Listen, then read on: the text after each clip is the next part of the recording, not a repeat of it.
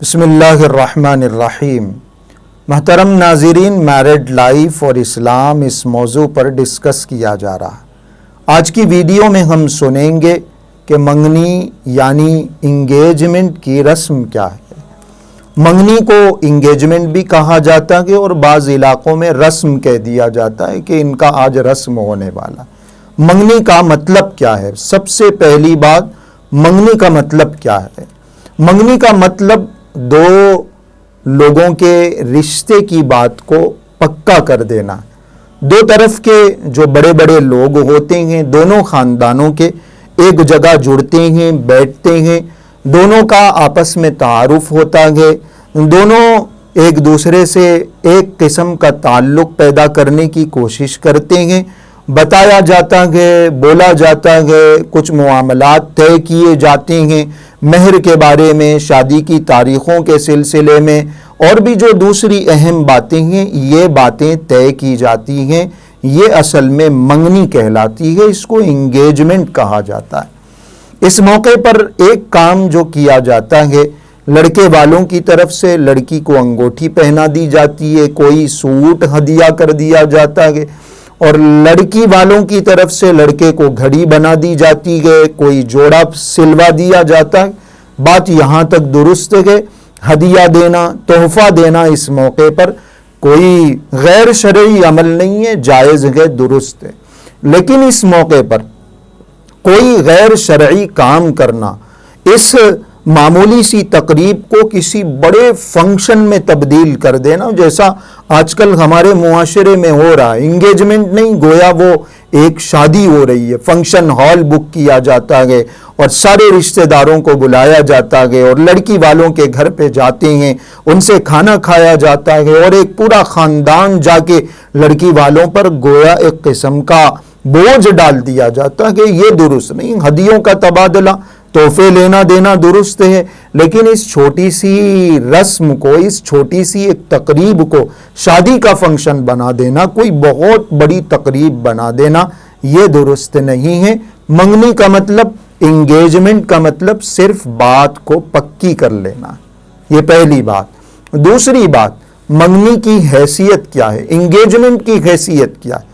Engagement کی حیثیت شریعت کی نظر میں ایک وعدے کی، یعنی آپ نے ان سے وعدہ کر لیا کہ ہم اپنی بچی کا نکاح ان سے کریں گے، آپ نے وعدہ کر لیا کہ ہم اپنے بیٹے کا نکاح آپ کی بیٹی سے کریں گے۔ یہ شریعت کی نظر میں ایک وعدہ ہے، اور ایک ایمان والے کو یہ بتایا گیا ہے، یہ سمجھایا گیا ہے کہ جو ایمان والا ہے وہ اپنے وعدے کو پورا کرے۔ یعنی آپ نے منگنی کر لی ہے تو پھر اب آپ کو وہ منگنی توڑنی نہیں چاہیے، اس منگنی پہ قائم رہنا ہے، اس انگیجمنٹ پہ قائم رہنا ہے، اور جس سے جو رشتہ جن اصولوں کے ساتھ، جن شرائط کے ساتھ طے ہوا ہے، وہ رشتہ ان اصولوں اور ان شرائط کے ساتھ کر دینا چاہیے۔ یہ منگنی کی حیثیت ہے، شریعت کی نظر میں یہ ایک وعدہ ہے، اس کو پورا کرنا ضرور۔ تیسری بات، منگنی کو توڑ دینا۔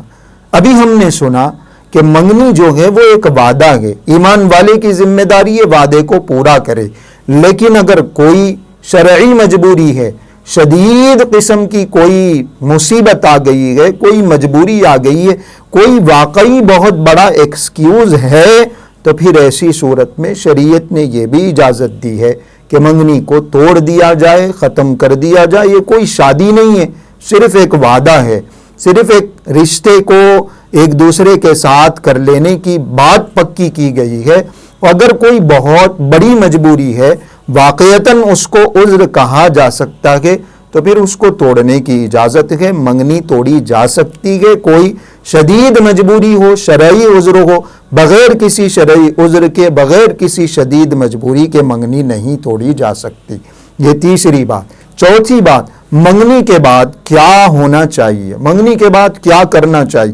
منگنی کے بعد عموماً انگیجمنٹ کے بعد ہمارے گھروں میں ہوتا یہ ہے کہ لڑکا لڑکی آپس میں بات چیت کرنے لگتے ہیں، ملنے کی ان کو اجازت دے دی جاتی ہے اور گھنٹوں فون پر آپس میں گفتگو ہوتی ہے۔ یاد رکھنا چاہیے کہ منگنی صرف ایک منگنی ہے، ایک انگیجمنٹ ہے، ایک وعدہ ہے، یہ کوئی نکاح نہیں ہے، یہ کوئی آپس میں واقعتاً ان کی شادی نہیں ہوئی ہے، صرف منگنی ہوئی ہے، اس کو توڑا جا سکتا ہے۔ یہ دونوں منگنی ہونے کے باوجود بھی، انگیجمنٹ ہونے کے باوجود بھی ایک دوسرے کے لیے نامحرم ہے۔ ان کا آپس میں بات چیت کرنا، ملنا، ملانا، ملاقات کرنا، ایک دوسرے سے کسی بھی قسم کا تعلق رکھنا جائز نہیں ہے۔ منگنی کے بعد بھی یہ دونوں ایک دوسرے کے لیے نامحرم ہیں، انگیجمنٹ کے بعد بھی یہ دونوں ایک دوسرے کے لیے اجنبی ہیں، اس لیے یہ دونوں آپس میں نہیں مل سکتے۔